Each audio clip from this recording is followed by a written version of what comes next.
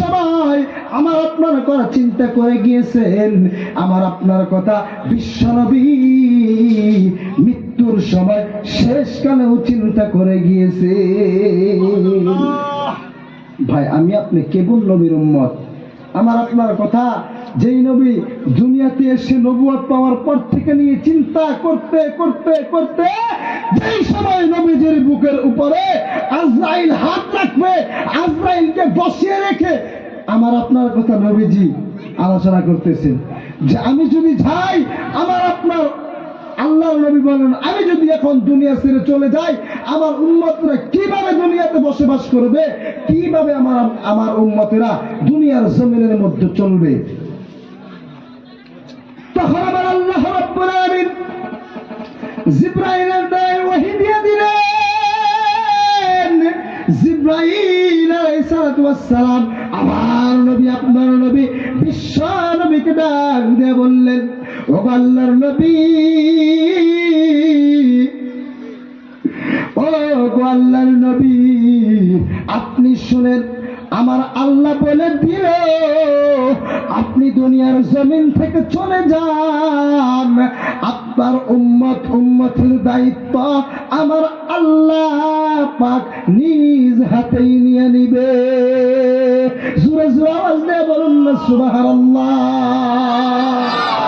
ভাই আমার আল্লাহর নবী বিশ্ব নবীর চিন্তা দেখে আমার আল্লাহ রাব্বুল আলামিন ডাক দিয়ে বললেন, ও জিবরাইল, তুমি আমার হাবিবকে বলে দাও যে আমার হাবিবকে বলে দাও তিনি যাতে দুনিয়ার জমিন থেকে চলে আসে, আমি উনার উম্মতের দায়িত্ব আমি আল্লাহ নিজ হাতে নিয়ে নিলাম। আবার আওয়াজ দিয়ে বলুন সুবহানাল্লাহ।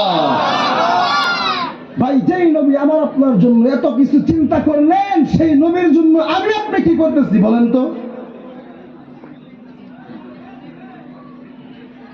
যেই নবী মৃত্যুর সময় আমার আপনার কথা চিন্তা করে গেলেন, সেই নবীর জন্য আমার আপনার কিছু করার আছে না নাই? দুনিয়াতে কিছু পাবার গেলে কিছু হারাতে হবে, কথাটা কি ঠিক? কিছু পাবার গেলে কিছু হারাতে হবে, আর আমি আপনি শুধু পাইবারই চাই, কিছু হারাতে চাই না।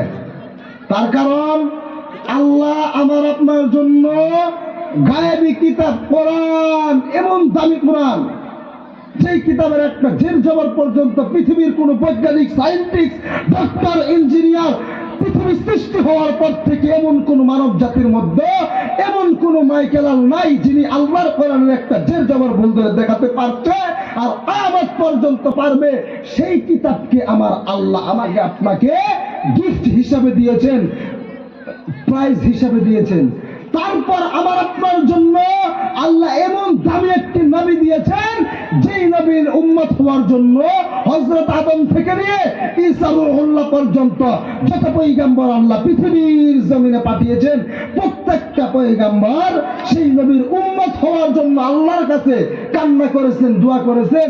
ভাই তারপরেও সেই নবীর উম্মত তাদের কপালে জুটে নাই, কিন্তু আমাকে আপনাকে সেই দামি নবীর উম্মত বানায় আল্লাহ পাঠালেন।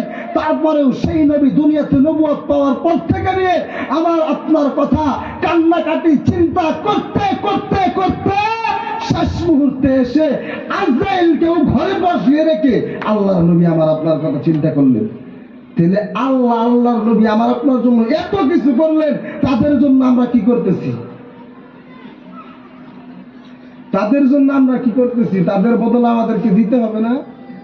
আল্লাহ কয়, বান্দারে আমি আল্লাহ তোমাদেরকে বদলা নিতে চাই না, আমি আল্লাহ তোমাদের বদলা লাগে না, তোমরা যার যার কবরের সামান তোমরা তৈরি করে আসো, কারণ আমি আল্লাহ সৃষ্টিকর্তা, আমি আল্লাহ মৃত্যু দেনেওয়ালা, আমি আল্লাহ সৃষ্টি করনেওয়ালা, আমি আল্লাহ মৃত্যু দেনেওয়ালা। আমি আল্লাহ তোমাদের কাছে বদলা চাই না, তোমরা আমি আল্লাহর কাছে আসতেই হবে। দুনিয়াতে গিয়ে তোমরা আমি আল্লাহকে ভুলে গেছ, ধন দৌলত, টাকা পয়সা, নারী বাড়ি গাড়ি এগুলো দেখে তোমরা আমি আল্লাহকে ভুলে গেছ। তোমাদের শরীরের মাংস, রক্ত, এত সুন্দর একটা বডি, এগুলো তোমরা দেখে নিজেকে নিজেই মহান বলে মনে করেছ। যতই শক্তিবান তোমরা হও না কেন, দুনিয়াতে তোমরা চিরস্থায়ী নয়, তোমাদের ক্ষণস্থায়ী, আর তোমরা আমি আল্লাহর কাছে আসতেই হবে। বলেন কথা ঠিক কিনা?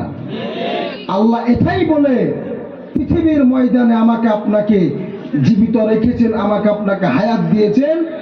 আল্লাহ দুনিয়াতে বলেছেন ইন্নাল্লাহা মা'আস সাবিরিন, বান্দা তোমরা সবর করো। আর আমার আপনার সবরের বলবে আমার আল্লাহ পাক নিজে সবর করতেছে যে বান্দা তোমরা আমার কাছে আসো, আমি তারপরেই তো খেলা দেখাবো। এই জন্য আল্লাহ রাব্বুল আলামিন কোরআনুল কারীমের মধ্যে বলেন ওয়া মাকারু ওয়া মাকারাল্লাহ ওয়াল্লাহু খায়রুল মাকিরিন। জোরে জোরে আওয়াজ দিয়ে বলুন আল্লাহু আকবার। আমার বন্ধুগণ, আল্লাহ রাব্বুল আলামিন কোরআনুল কারীমের মধ্যে আয়াতের মধ্যে চমৎকার করে ঘোষণা করে দিলেন, বান্দারে পৃথিবীর ময়দানে জমিনের মধ্যে তোমরা যতই বাহাদুরি করো না কেন, যতই মক্কর করো না কেন, তোমরা শরীরের বাহাদুরি করো না কেন, রক্ত মাংসের বাহাদুরি করো না কেন, জমিন টাকা পয়সা বাড়ি গাড়ির বাহাদুরি করো না কেন, তোমরা আমি আল্লাহর কাছে একদিন আসতেই হবে। আর সেই দিন আমি আল্লাহ পাক তোমাদেরকে ধরে নিব।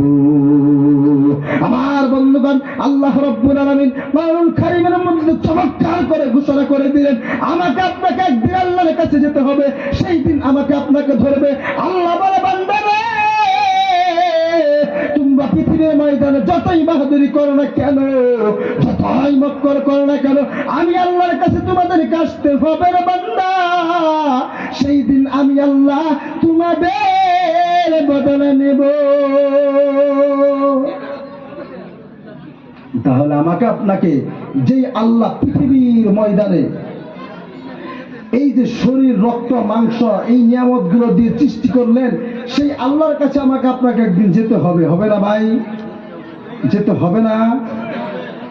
সেই আল্লাহ সবর দিয়ে রেখেছেন। বান্দা দুনিয়াতে আমি তোমাদেরকে বলেছিলাম যে তোমরা সবর দাও, কিন্তু তোমরা আমি আল্লাহর কাছে ওয়াদা করে গেলা, দুনিয়াতে গিয়ে সেই ওয়াদার খিলাফ তোমরা করতেছ। ওই জন্য আমি আল্লাহ নিজেই সবর দিয়ে বসে আছি, তোমাদেরকে আমার কাছে একদিন আসতেই হবে। আর সেই দিন আমি আল্লাহ তার কঠিন প্রতিশোধ নেব। তাহলে আমরা কি বুঝলাম ভাই? আমাকে আপনাকে সেই আল্লাহর জন্য, নবীর জন্য, অন্তত আমার আপনার নিজের কবরে যাওয়ার জন্য কবরের সামান তৈরি করতে হবে না নাই? হবে না নাই? তো আমরা সবাই করবো তো ইনশাআল্লাহ। যাই হোক, আপনাদের সম্মুখে আপনাদের সবার প্রিয় হুজুর এসে গেছে, উনি কথা বলবে, ওনাকে দিয়ে দিলাম। যাই হোক, আমি আপনাদের খেদমতে আপনাদের সম্মুখে যা কিছু বলেছি, যদি কোনো ভুল ত্রুটি হয় আপনারা ক্ষমা করবেন আর আমার জন্য দোয়া করবেন। ওয়া আখিরু দাওয়ানা আনিল হামদুলিল্লাহি রাব্বিল আলামিন।